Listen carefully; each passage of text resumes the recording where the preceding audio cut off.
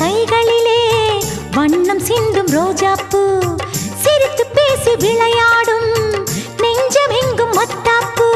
இன்னும் மந்திவானில் பச்சை கிளி கூட்டம் என்ன சொல்லி பறக்கிறது நம்மை கண்டு நானே இன்னும் கொஞ்ச தூரம் தள்ளி தள்ளி போகிறது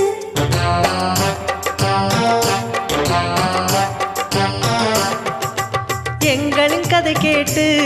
தலையாட்டுது தாமரைப்பூ மயிலே நான்